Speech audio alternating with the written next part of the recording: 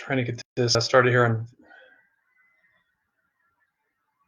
Excellent. Trying to get this started here on. I'm going to talk about vacating convictions. I'm going to check, make sure our audio is working here. 1 second.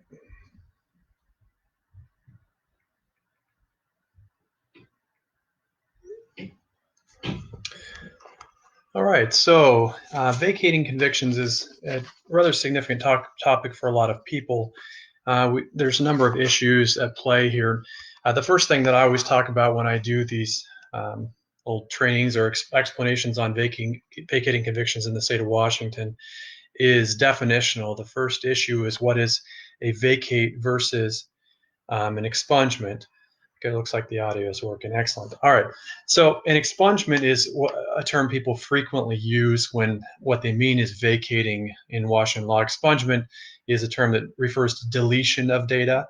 So under Washington law, you can expunge non-conviction data. So in other words, something that doesn't result in a conviction, whether it was a not guilty finding, a dismissal, whatever it was for a criminal charge, when it goes away after a period of time, you can expunge that. And so that's deletion of non-conviction data. Vacate is a little bit different. A vacate is when you are actually getting rid of or removing conviction data off your criminal record. So that's another issue. Is when I say criminal record, what I mean is actual convictions on a record. A lot of people misunderstand that as well. They'll say, my record, and they mean everything they're charged with. Well, technically speaking, a criminal record only refers to what you actually are convicted of. So that's a significant difference. So terminology is actually quite important here. So starting with expungement, when you do an expungement, what you're talking about is deletion of non-conviction data. So there's a statute that governs that. For those who are interested, it's RCW 10.97.060, and it refers to it really specifically refers to the State Patrol is the primary place that you deal with that for. Because they collect the data on convictions, the official data for the state of Washington. Now, the State Patrol, though, has some discretion, and law enforcement agencies have discretion in their statute in terms of what they will actually delete, what data they will delete. And that really only comes into play if you've had something along the lines of a deferred prosecution or a stipulated order of continuance or a diversion agreement or something along those lines. When there's something like that occurs, they have the discretion to, even if you send them the information, to say, no, we're not going to delete this data. Now, fortunately, you can still go to a court and ask the court to order them to do it. And in my experience, courts will almost always agree to do that. They'll require that they do that, and you just send the order to them, to the law enforcement agency, and then they're required to delete that data. And basically what deletion of that data means is it acts kind of like a sealing order, where they are no longer allowed to disseminate that information. However, as we'll talk about a little bit later, that comes into play somewhat in vacating as well. All right, let me moving on here. All right, so the first important thing is what a vacate actually does and what it doesn't do. So what a vacate does, technically speaking, is it withdraws a guilty plea or a finding of guilt after trial. It sets aside that conviction, and then it allows the person to then functionally enter a not guilty plea, and then dismisses the underlying charging document. So what that means for an individual person is it's equivalent of a case that didn't go all the way through the process, where the case was actually dismissed before it ever got anywhere to a plea or a finding of guilt after a trial. Now, the reality is law enforcement and the courts, when they process vacates, they don't list them as dismissals. They put them in the judicial database. They're listed as a vacate. They put a V in there. They don't put D for dismissal. Sometimes, some places, well, more frequently, they'll put DW for dismissed with prejudice, meaning it can't be refiled, or DO for dismissed without prejudice, meaning it could potentially be refiled. They don't put it in as a DW, which they should be doing, but they don't. They put it in as a vacate, which is a little frustrating for practitioners, because it means that if somebody pulls that up, they know that it's a vacate just by looking at it right off the bat, which they shouldn't be able to do. They should look at it and say, oh, this was dismissed, it didn't go anywhere, because functionally that's what you get to do. You get to treat it, legally speaking, as if it never occurred. So, except for a few exceptions, again, that we'll talk about a little bit later. So, what a vacate does not do is vacate does not eliminate all record of a criminal conviction. And the reason being is we're in a digital age. In the digital age, there's all kinds of data all over the place. Data mining companies can get things that you never thought were out there that are out there. And so you can't get rid of all record of things. It's completely impossible.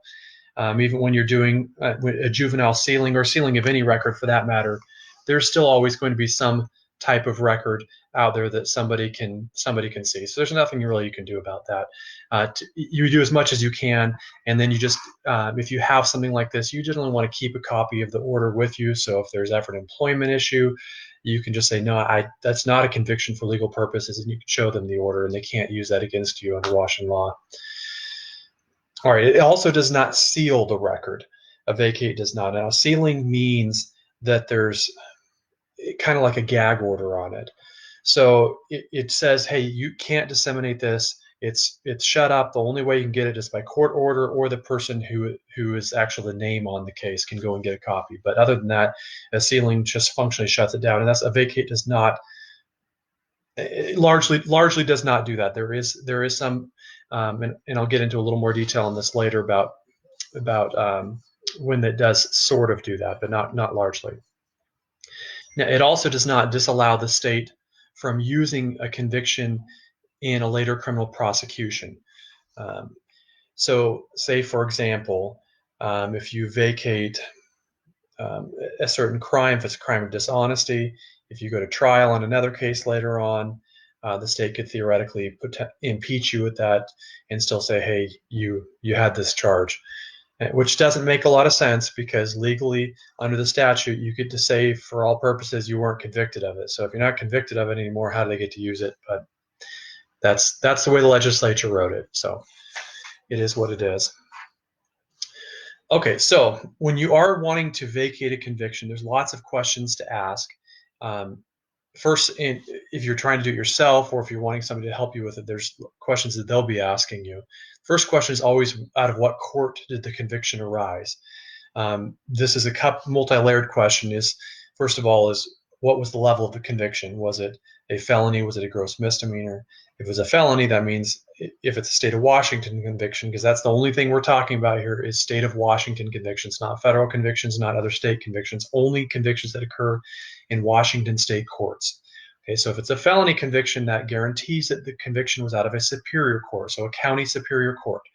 So that's the county where the vacate has to occur, is the superior, and will have to occur in the superior court of that county.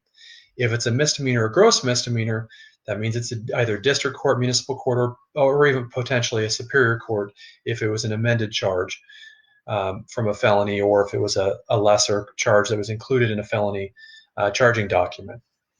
So you have to figure out exactly which court, what level of court, and what the location of the court was, because that whatever the court of conviction is the court that you actually have to apply for the vacate. So that's the first question to ask. Is where was the court? All right. So again, remember, federal convictions, out-of-state convictions, not something that can be dealt with in Washington courts for vacates. Now, another thing to remember, and it's just a side note, I've never seen this actually taken into effect except in maybe one circumstance, is that vacates are technically discretionary. What that means is unlike certain processes like a firearm restoration. In a firearm restoration, if you qualify, the court is actually required to sign off on the order. They have to restore your firearm rights if you're eligible. A vacate is different. A court is not required to sign off on it. They can decide, nope, I don't want to do it, and there's nothing you can do about it. Aside from trying to appeal, saying the court abused its discretion, I will tell you that an abuse of discretion standard is almost impossible to meet. It just, you can't do it. In a circumstance like this, you technically can, but the odds are very, very low that you'd ever be able to. You'd have to show some type of prejudice that the court exercised against you, which is good luck with. Very, very unlikely. All right, so the first major type of vacate we'll talk about is vacating felonies. The felony and misdemeanor vacates both changed in 2019. and to some extent, and this was good changes for people. In my opinion, they need to go further. The legislature does, but there were some good updates. It used to be for felonies that you had to have functionally a certificate of discharge. In other words, completion of all the conditions of your sentence, and received a certificate of discharge prior to the requisite stay out of trouble time period in order to get a vacate. That is changing. So we'll talk about that. And let's actually talk about certificate of discharge for a moment. A certificate of discharge is a document signed by the court. It's a certificate restoring civil rights is functionally what it is. It restores all the civil rights except for firearm rights. So talking about the right to vote, the right to hold public office. So everything except firearm rights are restored by a certificate of discharge. And they are significant, particularly if you're wanting to, if you want to vote or hold public office, things like that. But also, if you want to get a firearm restoration, they're significant for felonies because under federal law, if you have all your civil rights restored, then then it doesn't count as a conviction anymore, and the feds will then at that point consider you to have your firearm rights back. So certificates of discharge are significant to more than just vacating or along those lines. Let's see. And all right, so certificates of discharge are something that now the Washington State Supreme Court has actually said that they're effective from the date that a person was eligible to get one.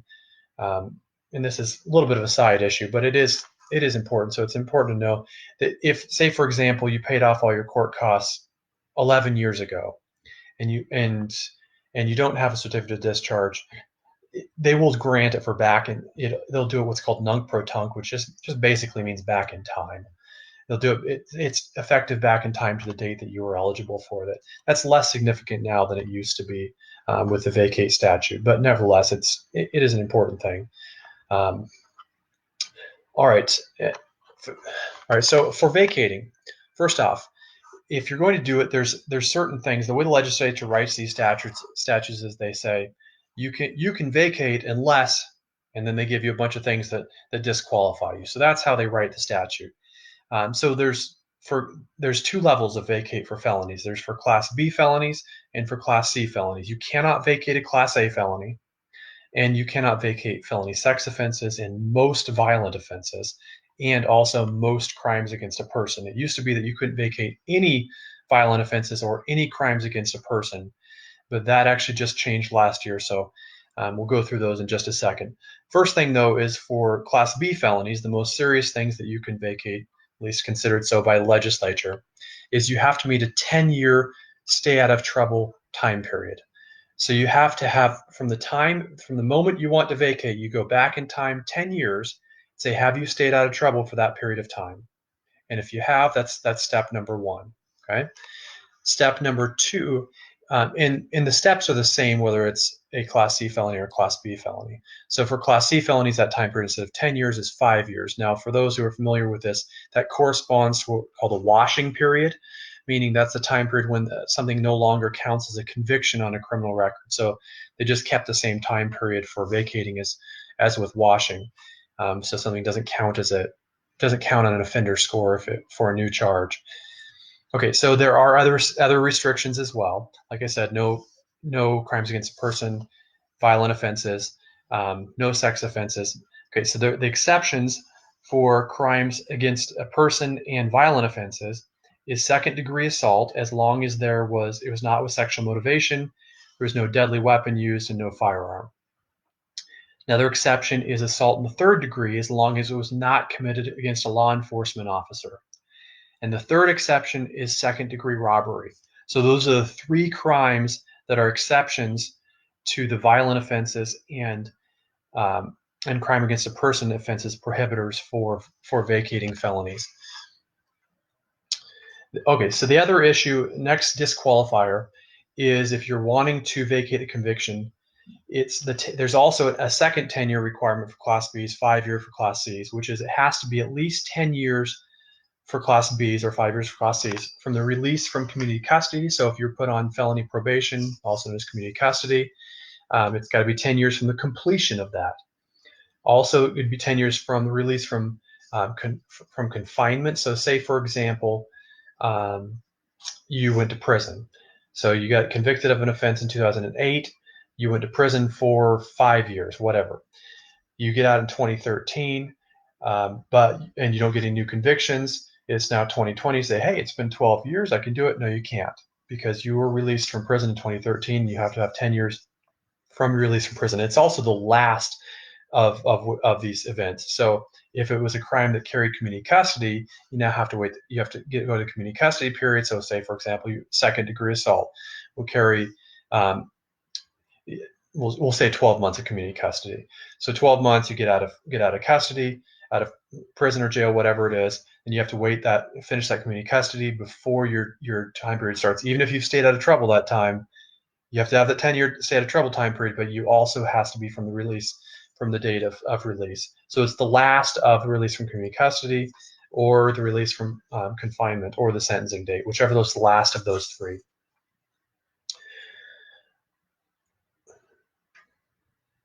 All right, so those are the prohibitions, or the main prohibitions, aside from the obvious ones. You can't have any pending charges. In other words, no open criminal cases in any court, federal, state, other state, doesn't matter. You can't have any. Okay, so those are the prohibitions. All right. Next up, and that's for felonies. So if you meet those qualifications, you can vacate your felony. Misdemeanors. Misdemeanors are shockingly more stringent than felonies, and this makes no sense, but it is what it is. They have updated it to make, last year in 2019, they updated it to make it slightly less prohibitive for misdemeanors, but it is still much more restricted than it is for felonies. So the first thing with misdemeanors, and this is an interesting tidbit, but there's actually, the statute on misdemeanor vacates is 3 times as long as the felony statute, which just means they have more prohibitors and more little quirks in it that in my opinion, don't make a lot of sense, but they are what they are. So, all right, so there's a lot of similar things between the misdemeanors and the felonies. There's a requisite time period you have to wait. You can't have any open charges in any federal, state court. And however, there's a couple of things that are very different. Number one of which is the requisite time period, the state of trouble time period for misdemeanors does not start until you've completed all the conditions of your sentence, which includes paying off court costs. Okay, that's not the case for the felonies. You do not have to pay off all the court costs before the time period starts, but you do for misdemeanors. I have no idea why that is, but that is what the legislature has decided. Now, there's also different time periods in misdemeanors. There's 2 levels. There's the domestic violence level, which is a 5-year state of trouble time period, and there's the non-domestic violence, which is 3 years. So for DVs, you have to wait 5 years after completing the conditions of your sentence. That includes any jail time, court costs, any probation. All of that is included. You have to finish everything before that clock starts running, or 3 years for non-DVs. And again, by DV, it doesn't necessarily mean that there was violence. It simply means that the victim was a family or household member, is all that means. Is the actual definition is a family or household member. And then of course there's a sub definition for family and household member, which includes all kinds of things. They actually list off certain crimes that can be DV, but I've seen everything from thefts to criminal trespasses to usual assault charges DV. They can charge virtually anything as a DV. The only ones where you can really successfully challenge that is if by statute there's not actually a victim. So an example of that would be, again, a little off topic, but nevertheless, an example of that would be something like a hit and run charge. I saw a hit and run where the state attempted to charge it, or had a case, I should say, where the state attempted to charge it as a domestic violence. However, Washington courts have said that the victim in a hit and run is society at large, not the other vehicle, the owner of the other vehicle or the driver of the other vehicle, which means by definition they're not the victim of the case, which means it can't be a domestic violence offense because society is not, there's no domestic, there's no family or household relationship between society at large and any individual person. So that's a significant little detail there. Another issue for vacating with misdemeanors is that you cannot be restrained by any type of no contact order, anti-harassment order, domestic violence, anti-stalking order, any of these things. You cannot be restrained by those in order to vacate, which, again, not contained in the felony statute, but it is contained in the misdemeanor statute. Now, fortunately, the biggest change for misdemeanors that came about last year, which is very helpful and very important, is that you can vacate more than one misdemeanor. It used to be that you could only vacate the last misdemeanor you were ever convicted of. That's not the case anymore. You can now vacate as many misdemeanors as you're eligible for, with the exception of domestic violence. Now, the statute on domestic violence is frankly, I think, is contradictory, arguably, because there's two subsections that apply for domestic violence. One of them says you can, as long as you don't have two or more domestic violence convictions stemming from different incidents. What that means is two or more would imply that as long as you have only one prior domestic violence, you can vacate it. So if there's more than two priors, and when I say prior, I mean prior to the offense that you're currently trying to vacate.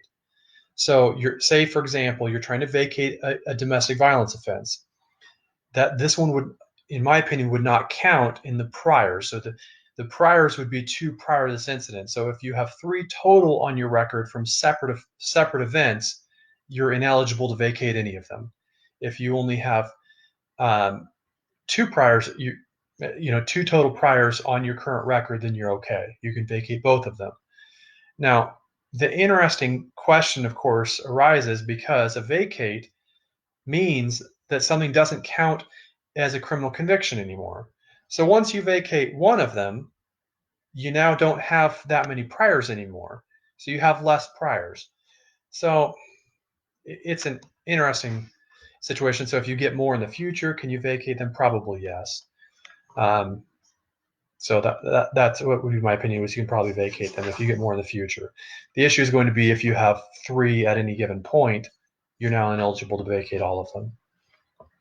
All right. However, there is another subsection that's that states the applicant has signed an affidavit under penalty of perjury affirming that the applicant has not previously had a conviction for a domestic violence offense, and a criminal history check reveals the applicant has had no such conviction. So that seems to me to contradict with the one that says two or more convictions, because now it says you have, if a criminal history check reveals that you've had a prior, then it implies you can't vacate. I think what this means is that if you say you've had none and they find that you've had one, it makes you ineligible, which doesn't make a whole lot of sense since they've said you can have one. But anyways, that subsection is a little off. But anyway, so that's the major differences between felonies and misdemeanors. Aside from, there's a variety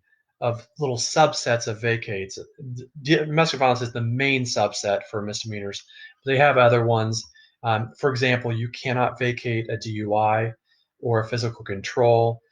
You can vacate an amended down DUI, so a reckless driving or negligent driving in the first degree that was amended down from DUI or physical control, as long as it doesn't count in a person's criminal history anymore.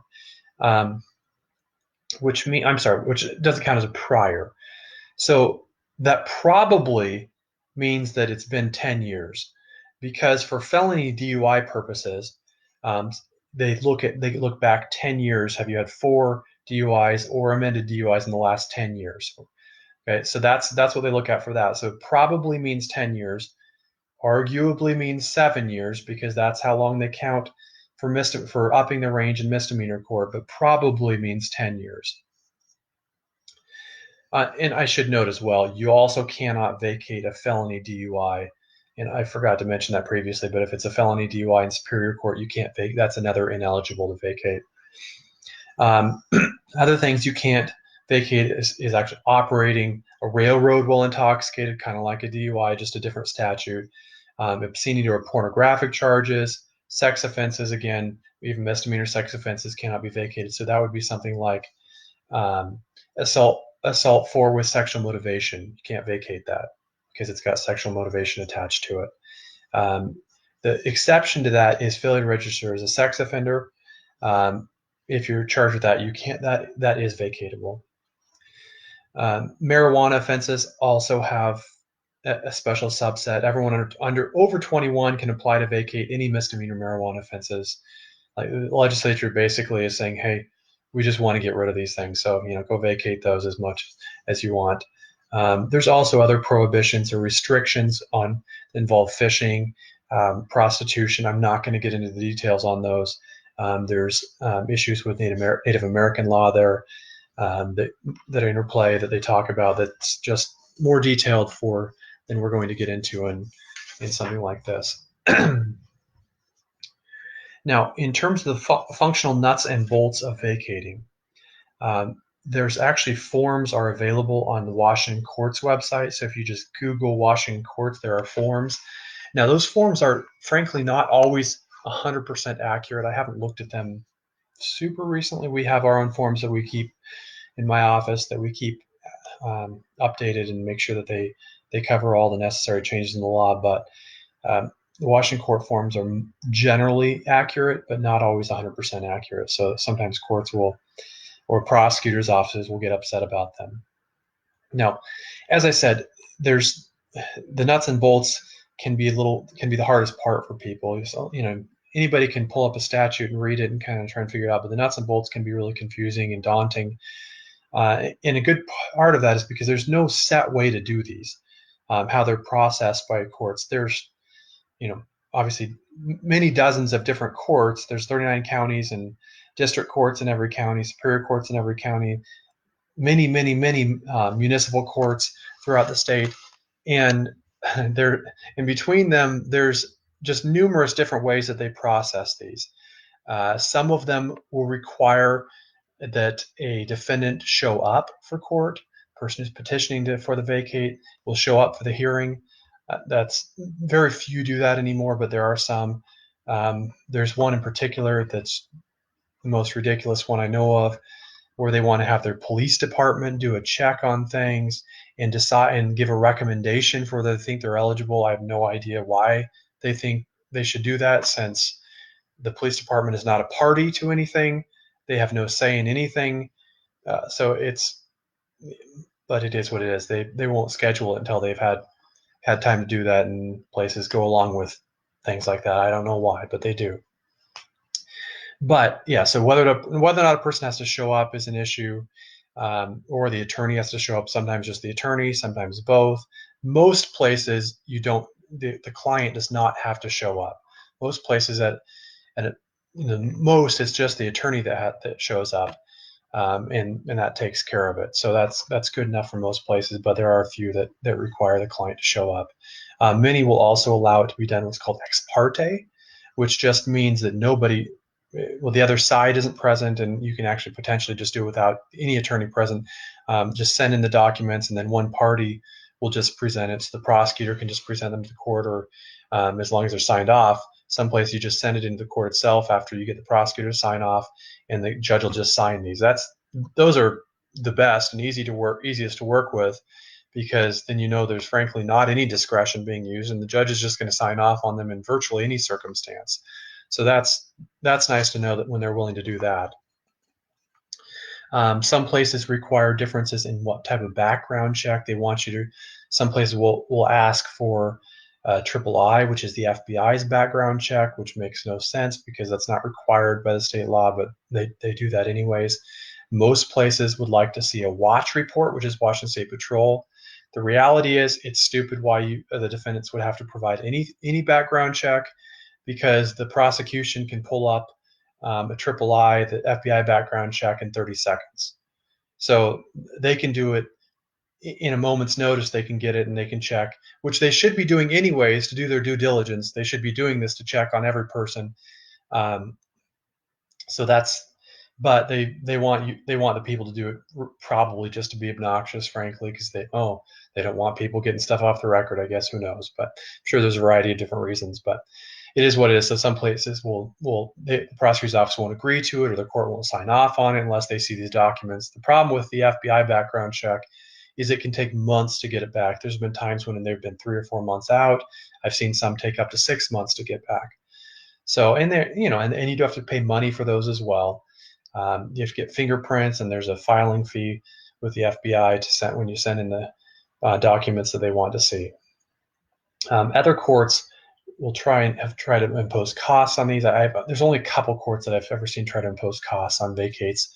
They really shouldn't be doing that, but anyways, there are some that try and do that.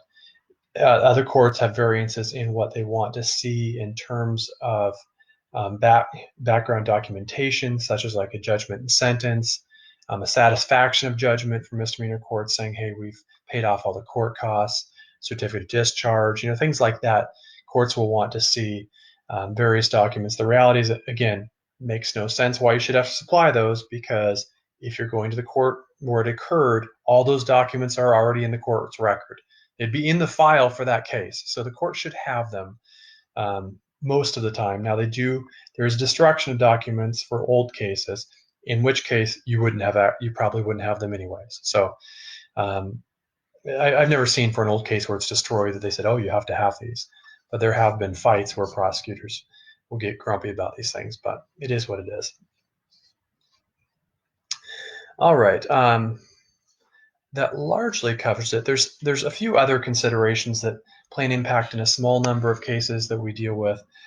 For example, there's the Sentencing Reform Act, which came in the early 1980s. That's for Superior Court, largely just applies to Superior Court, but it gets cited for other things such as the violent offense definition used in misdemeanors. You can't vacate a misdemeanor. It's a violent offense either. I forgot to mention that. The definition cites back to the Sentencing Reform Act. So it cites back to the SRA. So it does apply, but pre-SRA cases, so we're talking, pre-early 1980s, so cases that were sentenced before the Sentencing Reform Act had very different formats in their judgment sentences and how they did things. They very frequently did probationary sentences on those cases, and on those, they had a document. If you complete it, the document would then appear to restore civil rights and things. Whether or not those restore gun rights, debatable, probably not, but then it would dismiss the case. So there's all kinds of issues with those. Whether or not you need a certificate of discharge, because you won't ever have a certificate of discharge on those, is an issue.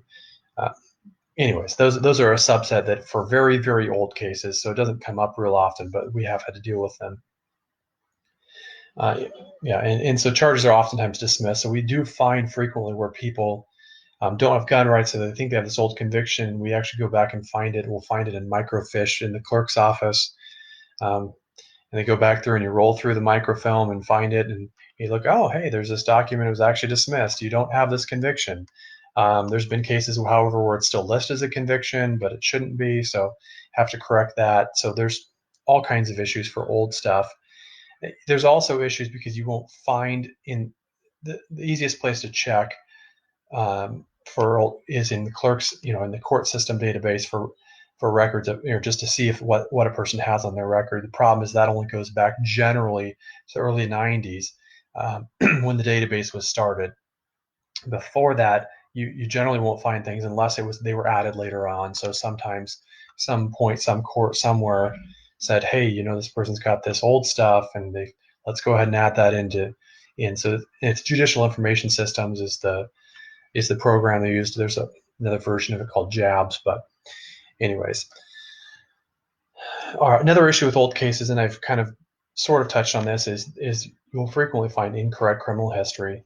So if a case was dismissed on one of these pre-SRA cases, sometimes they'll show up as convictions, but there's a lot more errors back on older things. So you do have to frequently look things up to make sure it's correct.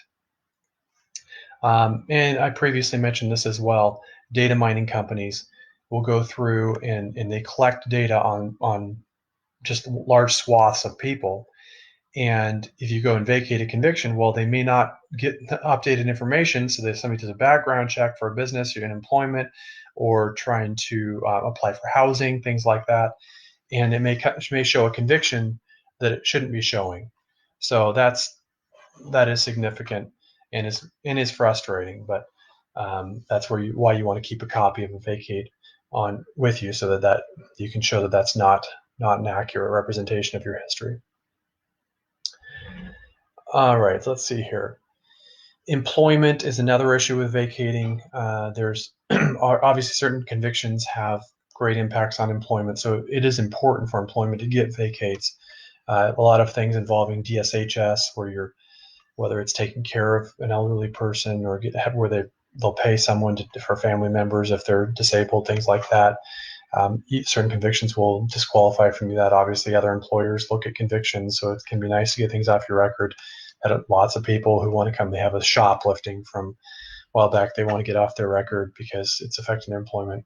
Yeah, so those are significant reasons people do it. I also previously mentioned that it's different, a little different than sealing.